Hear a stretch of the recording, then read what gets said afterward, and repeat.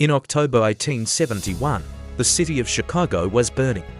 For 2 terrifying nights, flames devoured block after block of wooden buildings.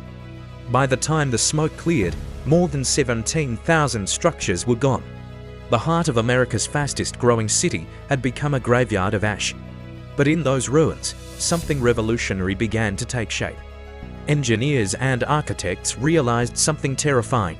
If Chicago rebuilt the same way with timber and brick, the next fire would destroy it again.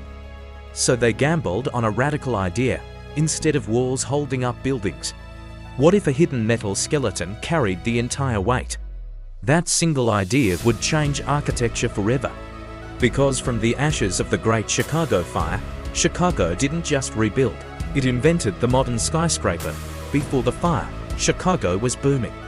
Located on the shores of Lake Michigan, the city had become the transportation hub of America's expanding railroad network. Grain, cattle, lumber, everything passed through Chicago. And that meant land in the city center became incredibly valuable. But the buildings themselves were fragile. Most were constructed from timber frames, with brick exteriors added mainly for appearance.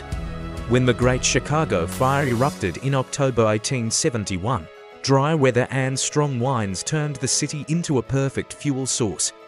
Within 48 hours, flames destroyed nearly 4 square miles of downtown. Over 100,000 people were left homeless, yet the economic engine of the city could not stop. Businesses demanded offices, banks needed headquarters, merchants needed storefronts, but the land they had left was limited and extremely expensive. Chicago needed to rebuild upward.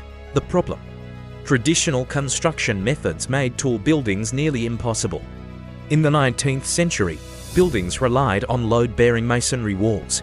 The taller the building, the thicker the walls had to be. At around 10 stories, the base walls could become 6 feet thick. That meant ground floors lost huge amounts of usable space just to support the structure above. In a dense city like Chicago, that was unacceptable. Architects needed something stronger and lighter. At the same time, a major industrial breakthrough was changing the world: the Bessemer process. This new method made steel far cheaper and easier to produce in large quantities. And suddenly, engineers realized something radical. Instead of walls holding up the building, a steel frame could carry the weight. In 1885, architect William Baron Jenney unveiled a revolutionary design. His project, the Home Insurance Building, used an internal metal skeleton made of steel and iron. For the first time in history, the building's walls were no longer structural. They were simply a curtain hanging from the frame. This meant buildings could rise higher while using far thinner walls. But steel had one weakness: extreme heat could cause it to warp and collapse. So architects wrapped the beams in terracotta tiles of fireproof ceramic armor that protected the frame during fires.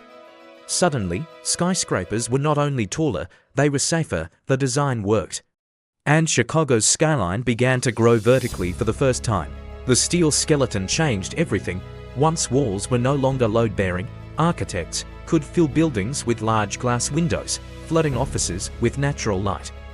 Elevators, especially the safety elevator developed by Elisha Otis, made upper floors practical for everyday workers. Together, these innovations created a new architectural movement known as the Chicago School.